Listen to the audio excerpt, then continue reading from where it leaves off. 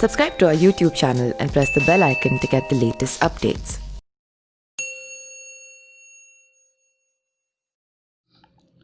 बिहार में एक बार फिर एनडीए की अगुवाई में सरकार बनने जा रही है। तमाम एग्जिट पोल को पछाड़ते हुए नीतीश कुमार की अगुवाई में एनडीए ने जीत दर्ज की और अपने दम पर बहुमत के आंकड़े को पार कर लिया। वहीं युवा तेजस्वी यादव की अगुवाई में लड़ा महागठबंधन जादुई नंबर पाने से चूक गया है। एनडीए की जीत के हीरो इस बार भारतीय जनता पार्टी रही है, जिसने जदयू से कहीं ज़्यादा सीटें हासिल की है। ऐसे में प्रधानमंत्री नरेंद्र मोदी की अगुवाई में चले कैंपेन के दम पर भाजपा ऐतिहासिक नंबर ला पाई है। बिहार में एनडीए की इस अप्रत्याशित जीत के लिए 3 अहम फैक्टर सामने आए हैं, जिनके दम पर फिर सरकार बनती दिख रही है। पहला फैक्टर है एम से मोदी।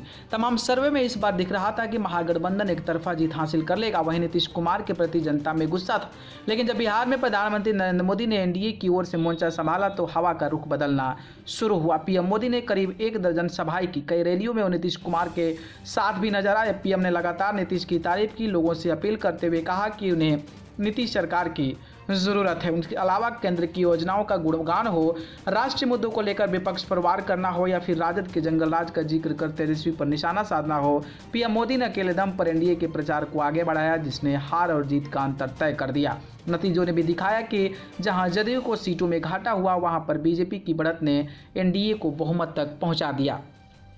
दूसरा फैक्टर है महिलाएं। एम से महिलाएं। एनडीए की जीत का एक अहम फैक्टर बिहार की महिला वोटर रही हैं। बिहार में महिला वोटर को नीतीश कुमार का पक्का मतदान माना जाता है, जो हर बार साइलेंट तरीके से नीतीश के पक्ष में वोट करता है। यही नतीजा इस बार के चुनाव में भी दिख रहा है। इसके अलावा महिलाओं को प्रधानमंत्री मोदी और उनकी कई योजनाओं पर विश्वास 2019 के लोकसभा चुनाव में भी दिखा और अब इस बार इसका असर पहुंचा है। केंद्र सरकार की उज्ज्वला योजना हो, शौचालयों का निर्माण हो, पक्का घर हो, मुफ्त राशन हो, महिलाओं को आर्थिक मदद जैसी कई ऐसी योजनाएं हैं जिनका सीधा लाभ महिलाओं को होता है। इसके अलावा राज्य सरकार द्वारा की गई शराबबंदी के पक्ष में भी बिहार की महिलाएं बड़ी संख्या में नजर आती हैं। ऐसे में फिर एक बार एनडीए की जीत में 50% आबादी निर्णायक भूमिका निभाते नजर आ रहे हैं।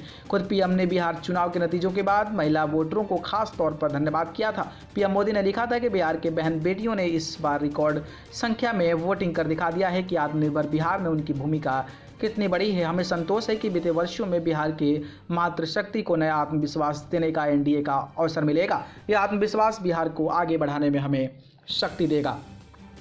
तीसरा फैक्टर की बात करें तो वो है एम से मुस्लिम। बिहार में मुस्लिम मतदाता मुख्य रूप से राजद के साथ जुड़ता है और यही कारण है कि राजद का M+Y समीकरण निर्णायक माना जाता है। राज्य में करीब 17% मुस्लिम वोटर है जो हार जीत का अंदर पैदा कर सकते हैं, लेकिन इस बार यह वोटर अलग अलग हिस्से में बढ़ते हुए नजर आए, जिसका फायदा एनडीए को हो गया।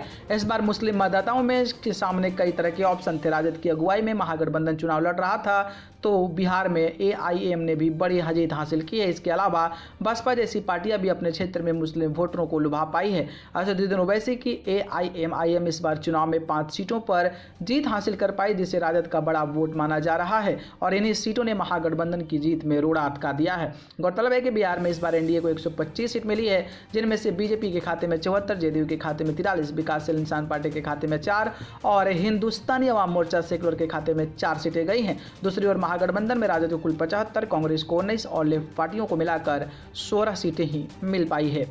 न्यूज रूम से न्यूज लाइव की रिपोर्ट।